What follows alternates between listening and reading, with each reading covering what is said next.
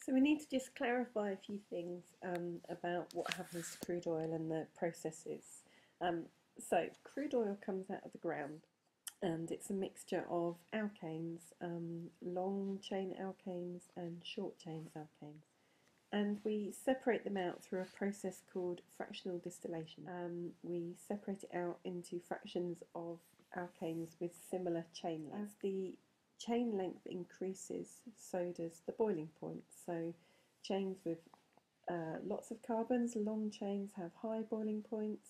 They come off near the bottom of the fractionating column, whereas the gases, the short chain alkanes, the ones with the low boiling points, come off near the top. And these are our alkanes. We've got all sorts of different chain lengths here. We've got the shorter ones that are coming off at the top and the long ones that come off at the bottom. But the problem is the more useful ones are in this area here. They're the short chain alkanes here. But we get a lot of these ones down here. We get a lot of the long chain alkanes.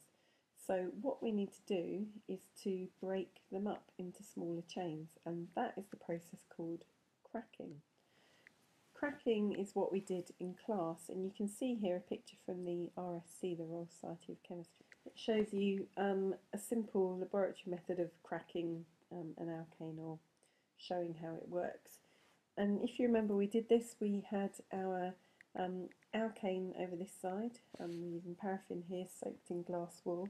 But the main thing is that we use a high temperature because we need to vaporise the alkane. We need to turn it into a gas so that it can then pass over this catalyst here. This is our catalyst. Here they're using porcelain chips, and the alkane passes over the catalyst and we collect a gas underwater. The reason we get a gas is because we start off with a longer chain. This is a longer chain, not the one that we used.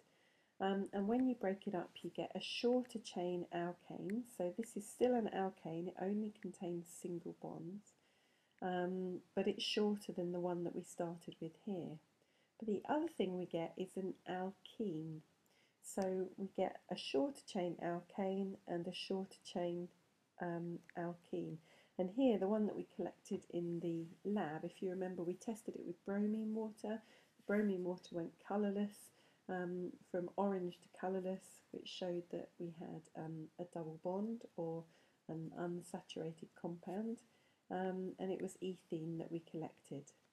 So long chain carbon, we use cracking, high temperature and a catalyst, and we get a shorter chain alkane and an alkene.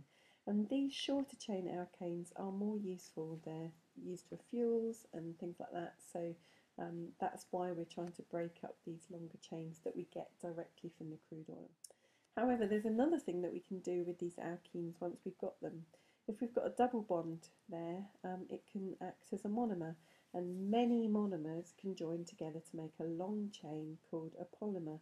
Remember, when you're talking about this, you need to make sure you say that there's many of these monomers that are joining together, and they make a longer chain called a polymer.